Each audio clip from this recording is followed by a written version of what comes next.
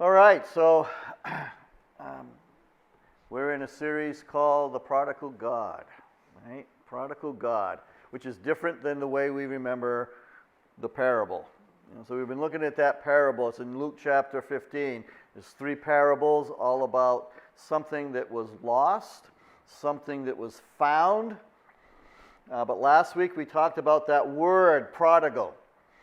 And we think of it in terms of this parable as wasteful because the younger son went and squandered all of his inheritance. But the word really means extravagant giving as well. Lavishly giving, pouring out. And isn't that who God is? That he extravagantly, lavishly pours out his grace on us. So I just began last week with an intro to that, and we're going to look at today Act 1, the younger son. Next week, Act 2, the older son, and then we'll wrap it up after that about talking back about God's grace in all of that. So I want to just go back to Luke 15. We're going to start with verse 11 and 12. We'll go through some of the verses that pertain to the younger son. Remember who's listening to this. There's tax collectors and sinners. There's Pharisees and teachers of the law. Needless to say, they are not friends. Okay? They're on different sides of the equation on here. And the parable is for both of them. In fact, I said that the title was based on a book from Henry Cloud called The Prodigal God. And that's the wrong name. Let me pause for a moment. Thank you, by the way, for your prayers. Had an incredible global leadership summit. Got to hear from Henry Cloud. That's the name it's Tim Keller that wrote The Prodigal God. So I received the book, took it with me, by the way, when I went to Chicago and started to read this in the airport. And what he said was interesting to me. I never thought about this, but the younger son represents the tax collectors and sinners. The older son represents the Pharisees and the tax collectors. The Pharisees and the teachers of the law. So I hope you read the chapter this week. I want you to read it again, but now think about it with that lens. Younger son, tax collectors and sinners. Older son, Pharisees and teachers of the law, because they're the audience here. So Jesus tells the parable of the lost sheep. He tells the parable of the lost coin. And then it says in verse 11, Jesus continued, "There was a man who had 2 sons. The younger one said to his father, 'Father, give me my share of the estate, my inheritance.' And so he divided his property between them." So let's just stop there. And I want us to understand what that question or that request, maybe demand even, from the younger son really was, what was going on there, right? This is like a slap in the face to his father, this request, okay? Which is what the younger son is saying when he asks his father, when he tells him, "I want my share of the property and the wealth," right? He's actually saying, "I don't care, I would rather you be dead."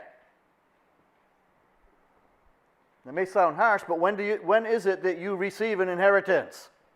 Right? When someone dies, you get an inheritance.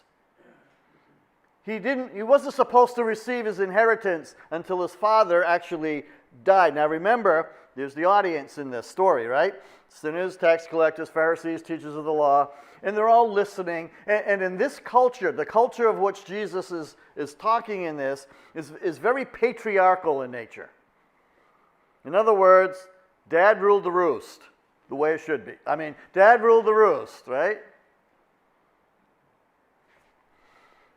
What he said went. So when the younger son says to him, "I want my inheritance," the expectation in the story is that the dad's going to get really mad. The father's going to get angry. And he had actually every right at that moment to throw his son out with nothing. He's the Father. And the Son, okay, the Son is not in line for anything without the Father's blessing. You can go back even into the Old Testament, think about the blessings that Isaac gave to Jacob and Esau. Those were important things. You know, Dad gives the blessing to his sons. All the control is in the Father's hands at that moment. And in essence, the Son just gives them sort of a proverbial slap in the face. I want my inheritance now. Now, think about that again in their context, because this is not, it's not cash, money. This is an agricultural society. So it's about land, maybe animals, things like that. So the idea of receiving your inheritance isn't an easy task, because it's not like a bunch of money in a safe behind the camel barn, you know? They don't have it down at the local town bank. It means the father has to sell a third of his property. Older son gets 2/3, younger son gets 1. He has to sell a third of what he owns. And by the way, when you do that, it's gone, right? So the audience here probably gasped at this whole thing. And then it says, so he divided his property, here it's property, not his money, his property, between them. Now, I've read this, I was thinking, like, when would I probably have heard this story? I've known this story for over 50 years in my life, okay? That's assuming I heard it at 15. You know, don't do the math. And you know what's neat about Scripture? It's like, how many times have I read that story? How many times have I read through, you know, some of these scriptures or the Bible? And I went, I never caught this before. This phrase, it's like I don't remember ever, that never made an impression on me before I was looking at it. Listen to what it says. So he divided his property between them. Who's the them? The 2 sons. In other words, he gave the younger son his inheritance, and then he gave the older son his. He divided his property between them.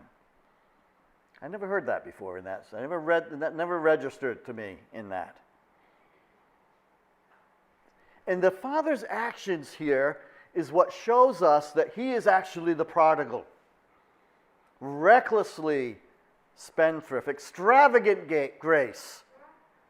Because the father is showing his heart actually for both sons. So I'm going to tell you the end of the story right here.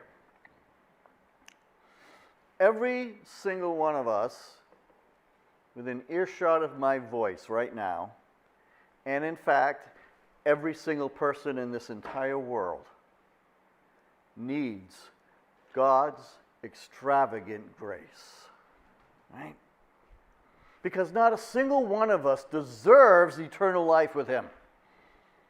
We all need God to be our prodigal father. That's the point. Everybody needs God's grace. And he gives it extravagantly. We're going to look at the younger son here in terms of sin, because in essence he is leaving the father. Right? And that's actually, you know, what the sin here, the first sin, is actually like the original sin. Right? It's the son is telling the father. Who's the father in this? Who does that represent? Right? That's God. Right? And it's his children. Remember, he gave us the right to become children of God. And the son is saying, I don't need you. I can do this on my own. I will go my own way. Give me what you owe me. Point being is, doesn't owe him anything. We think that sometimes, right? Whenever we think about that, I know some of us have gone through this. Difficulty in life. Some of us have gone through it, right? Raise your hand if you've gone through some kind of difficulty in life, right? Have you ever been tempted, or maybe you just did it, to go, God, I don't deserve this. Wait a minute. God, I worship you, I go to church, I do all these things. How dare you let me go through this? Now, maybe you don't say those words, but I know sometimes in our hearts we go, wait a minute. You owe me because I've done all these things. We're going to see that next week from the older brother, right? And the first sin is saying, I can do life without you, God. That's original sin, by the way. Adam and Eve, don't eat from the tree of the knowledge of good and evil. If you do, on that day you shall surely die. And what it says in there, and they were tempted because they knew if we eat of this, we will be like God. In other words, I get to be God all by myself. I don't need you because I can do it myself. And that's the younger son's, that's the sin that's here. I can do this without you. I don't, in fact, that's my desire. Right? I'm going to live as if you were dead. Every sin says that. I'm going to do my way, God, not yours. I mean, I've been there. There was a time in my life where I wanted nothing to do with my father. I could have walked away and never looked back. Thankfully, my story turns out a bit differently. But this son is saying that to his father, so in representing that sometimes we say that to God. I don't need you, give me my inheritance. I do need your inheritance. So this is where the son becomes directionally challenged. That's what happens when we sin. We become directionally challenged, right? Going in the wrong direction. Directionally challenged. So here it is. Not long after that, so this is continuing in Luke. Not long after that, the younger son got together all he had, all the father had given him, and set off for the distant country, and there squandered his wealth in wild living. After he had spent everything, there was a severe famine in the country, and he began to be in need. So he went ahead and hired himself out to a citizen of that country who sent him in the fields to feed the pigs. And he longed to fill his stomach with the pods that the pigs were eating, but no one gave him anything. And that story shows the outcome of the sin. We would call that journey, maybe today, things like self-gratification.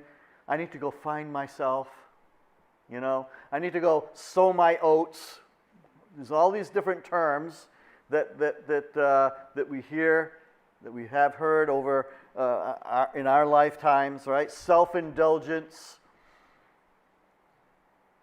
And we buy into a lie when we do that we can live however we want. Because our decisions are our decisions. It's nobody else's business. And we typically do that without thought of understanding the other people that those decisions are going to affect. Because trust me, if you think that's the other lie, every decision you make affects the people around you. Every selfish decision means someone else is probably going to have to pay the price for your decision. Right? Because we're either investing positively into this world, or we're sucking the life out of it. And then he realizes what he did. He realizes where he had where he had landed here. And he does what I think most of us would do. We got to come up with a plan because we got to figure this out. Remember, we're on our own. I can do this myself. So we come up with a plan. When he came to his senses, it says, he began to think of home. Comes to his senses and his mind travels back to what he so desperately wanted to leave. And he begins to reminisce. Right now, there are people working at home that my father has hired, and they're not going to sleep hungry. How many of my father's hired men have food to spare? And here I am, starving to death.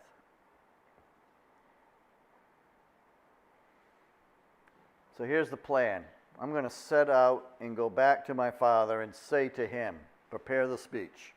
By the way, the brokenness that happens when he comes to himself, right?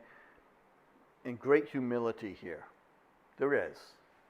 He's at the bottom. Sometimes that's what it takes for us to come home, right? I'm going to say to him, Father, I have, and he gets it right, I have sinned against heaven and you.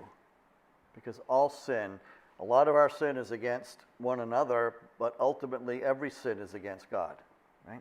I have sinned against heaven and against you, and I am no longer worthy to be called your son. So make me like one of your hired men.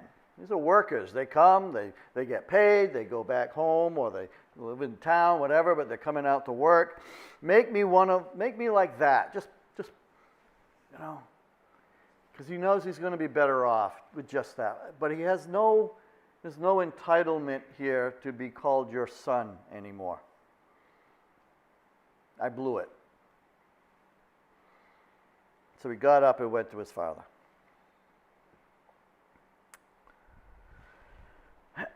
How long does it take for us, really, to figure out that our wisdom is foolishness to God? I mean, come on, do we really think that our best laid plans are better than what God would have for us?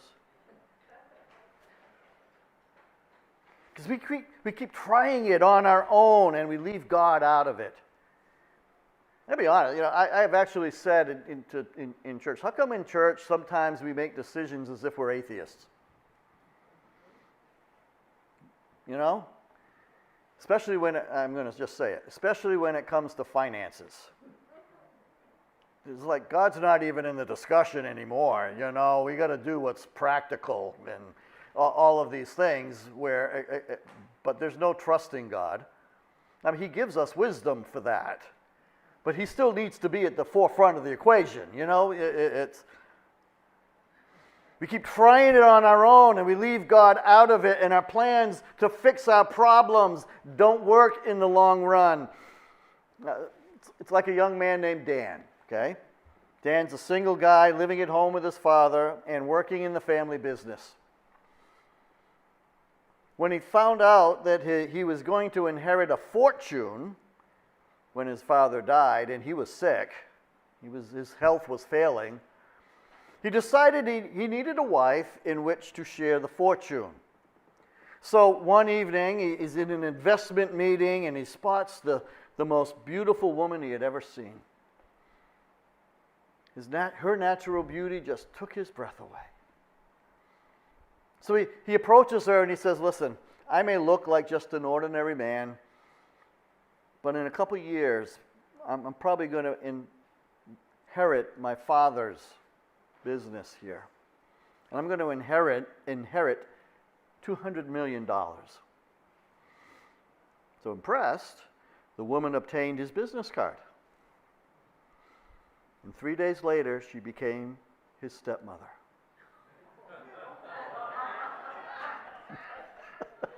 I was going to go wait for it. And it just goes to show you women are so much better at financial planning. The best laid plans, right? Now, here is the fantastic prodigal moment. But while he was still a long way off, this son, his father saw him, which means he was constantly looking out for him. And he was filled with compassion for him. So he runs to his son, he throws his arms around him, and he kisses him. And the son begins the speech. Father, I have sinned against heaven and against you. I am no longer worthy to be called your son. And the father says, servants, get over here. Quick, bring the best robe, put it on him, put a ring on his finger, sandals on his feet. Doesn't even get to finish the speech. Bring the fatted calf and kill it. Let's have a feast and celebrate, for this son of mine was dead and is alive again. He was lost and is found, and they begin to celebrate. Isn't that great? He's placed back into the family. He's not a second-class citizen of the kingdom. The ring on the finger says, this is basically like if it was me, I'm the dad, the ring on the finger says, you're a Barclay again. You're family again. This is amazing grace. When the son returns, the father runs out to him and he embraces him. Bring the best robe. Put it on him. Put a ring on his finger. He's not only coming home. He's my son. And all the rights therein are given back to him.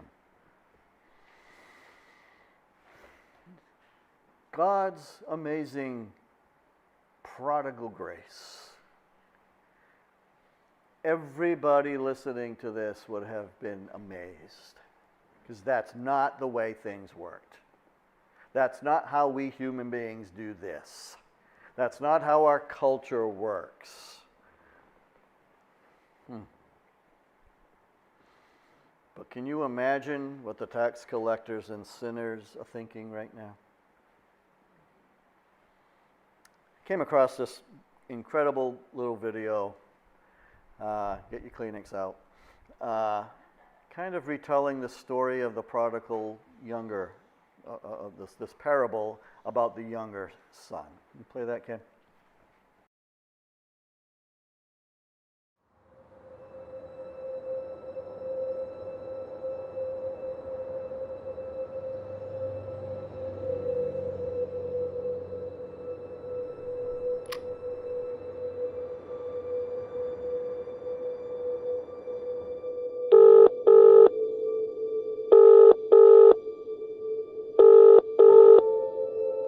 Leave a message after the tone.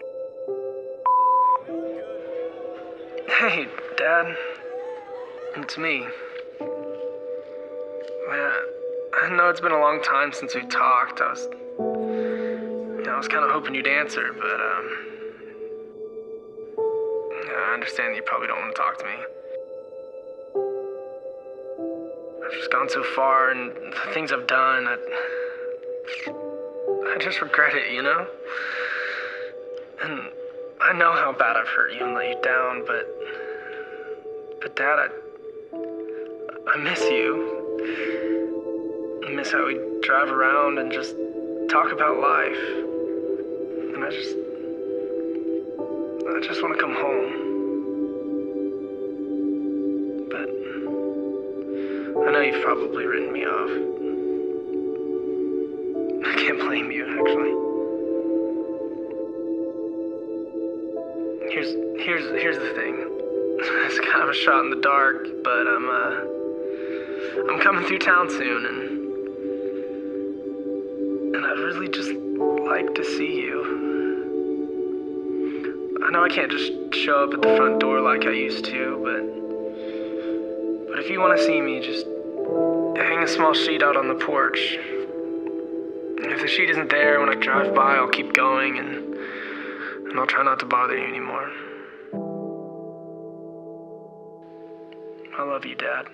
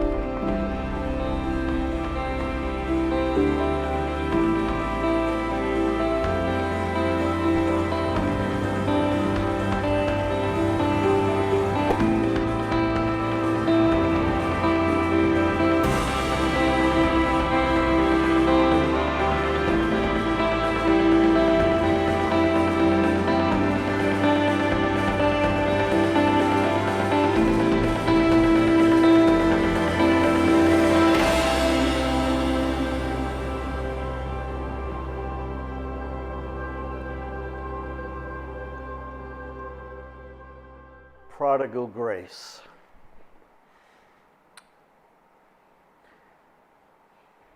The love of a father extravagant with grace to give us what we don't deserve. So I just need to put this out there. If there's somebody who needs to come home to God today, I don't care how long you've been running.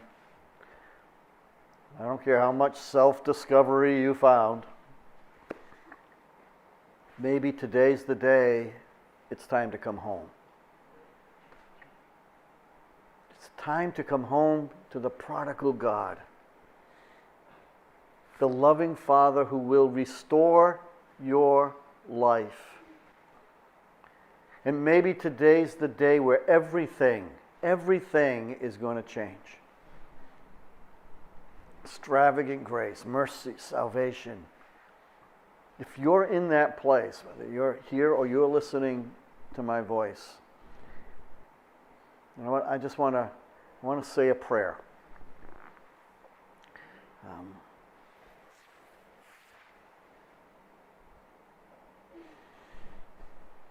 Before I do that, a little bold, okay? If that's you today, you know, if you're here, if you're online, you just raise your hand just before God and before His people. If you're online, just put, I'm ready. Just put that in the chat. Just some things I just got to get back to. I've been drifting. I got to come back home. I've got to get recentered. Okay?